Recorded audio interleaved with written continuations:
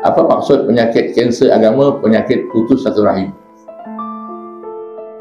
Ini tuan-tuan, mana kampung ada tuan? Mana kampung ada putus satu rahim? Beradu adik-beradik, mak saudara, pak saudara, yang kaum kerabat.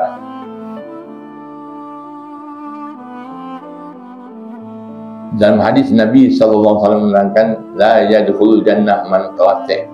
Tidak akan masuk syurga siapa yang putuskan rahim. Sebab rahim nama Allah. Rahim tu nama Allah.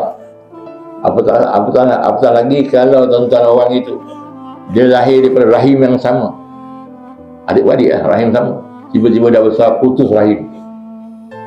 Allah beri amaran, barang siapa putus rahim, Allah pun putus rahim dengan orang itu. Rahim itu Allah.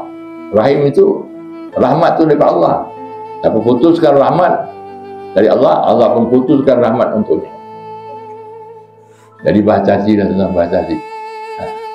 Dan penyakit putus rahim ni tuan-tuan, Masya Allah, orang alim pun kena tuan-tuan, orang alim pun kena, orang ahli ibadah pun kena, orang jahil lagi banyak kena.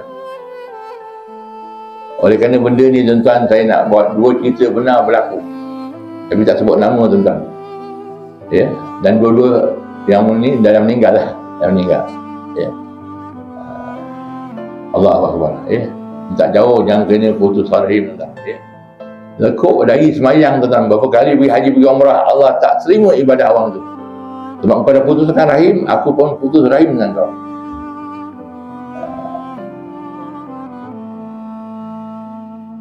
Dan alhamdulillah saya kalau mengatakan syaitan sangat jaga benda ni.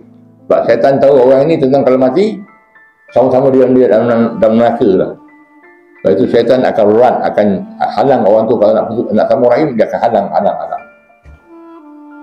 Dan orang alim pun banyak kena penyakit putus rahim. Saya nak cerita yang pertama orang alim pula. Minta maaf yang ni imam dan abang ni dah berselingkah tuan-tuan, putus rahim. Jadi sebagai makmum tuan-tuan, takkan nak biarkan imam putus rahim dengan abang dia. Makmum usahakan tuan-tuan nak sambung balik, tapi imam ni keras hati, tak mau tuan-tuan, tak mau. Jadi makmum sedih, imam tuan-tuan. Nak pendekkan cerita dan tahun tu pula ditakdirkan dua-dua dapat pergi haji, penerbangan yang sama. Wah, makmum dah suka hati, biasanya orang nak pergi haji ni akan pergi maaf-maaf. Ini tentu imam dan adik abang dia maaf-maaf. Dan kita usahakan. Jumpa lagi imam, nak pergi haji imam, sambung dah imam. Oh, dia tak mau. Imam tak mau. Abang ni nak ke? Allah Akbar. Kebetulan para hadirin, seminggu lagi nak pergi haji, imam pula baca khutbah bab satu rahim. Oh, beria dia. Sambung rahim. Jangan putus rahim. Wah, makmum mendengar lagi mak tu, wah bagus ni cerita ni lah. Lepas baca khutbah kita jumpa imam lah. Ni seminggu nak pergi haji. Begitu juga jumpa, oh dia tak mau lah. Oh, serah hati. Syaitan sangat jaga tuan-tuan. Setara orang alim ni, imam alim lah, begitu tuan-tuan, syaitan jaga. Orang jahil lagilah senang dia. Akhir sekali tuan-tuan, makmum kata beginilah, ni last topik ni lah, iaitu Kelana Jaya besok. Kita pertemukan mereka di Kelana Jaya. Engkau jaga imam, aku jaga abang dia. Tak Kelana Jaya tuan-tuan. Kelana Jaya sampai je tuan. Orang cari imam, kelang kabut, imam dah lari tuan-tuan. Dia tak mau jumpa juga. Kisahnya tak mau jumpa juga. Tapi wallahu alam kat Mekah dia sambung rahim, wallahu alam lah. Tapi mudah-mudahan kita doakan semua selamat lah. Itu peristiwa yang betul berlaku tuan-tuan. Saya tak sebut nama tempat, nama orang tidak. Yang kedua, ini orang biasa, tapi dua-duanya ahli ibadah. Tapi umur dah 180, 170 tuan-tuan. Dan dua-duanya ada kaitan, panggil saudara angkat saya lah, dia panggil bahasa dengan diri abang-abang. Yang adik ni cerita yang saya pula. Yang cerita yang dua pula, adik pula mau, abang tak mau. Yang tadi adik tak mau, ni abang pula tak mau. Tapi dua-dua ni ibadah tuan-tuan. Tapi alhamdulillah yang adik ini pernah ikut kuliah Habib Abdullah Hamsi, pernah ikut. Dia tahu bagaimana dahsyatnya putus rahim.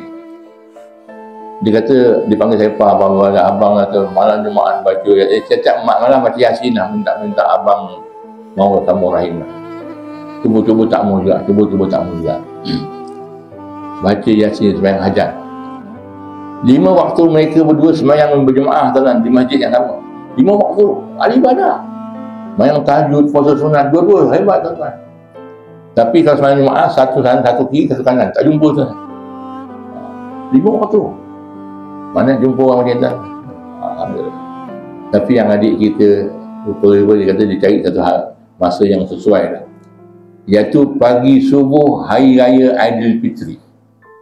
Lepas sembahyang di masjid yang sama, biasa lepas subuh hari Jumaat, hari raya Fitri, semua hati lembut dah puasa, hati dah lembut dah, hati lembut. Lepas saja sembahyang subuh Jumaat di masjid, dua-dua pergi ke depan kubur, depan masjid ada kubur, baca Yasin, satu kat kaki, satu kat kepala, baca Yasin lah. Allah. Dalam baca Yasin ni, dua-dua ni dalam putus rahim ni. Masa dia, yang si adik kata, abang pun baca cepat-cepat Yasin ni. Biar tengok abang tu, biar dia cepat baca, cepat-cepat baca, biar dia bangun, biar abang peluk. Dia tengok abang dia pun dah habis baca Yasin, abang dia pun dah doa, abang dia pun bangun, leka-leka dia peluk abang dia depan kubur mak abang. Bang kata, ni kubur mak abang kita bang, kita tak putus, tak sambung rahim, dia pun terseksa bang. Begitu tuan-tuan. Barulah pagi itu sambung satu rahim. Ini cerita benar tuan-tuan, nak beritahu pengalaman orang nak sambung rahim bukan mudah. Syaitannya kuat tuan-tuan. Allahu Akbar, Allahu Akbar. Jangan kelirulah.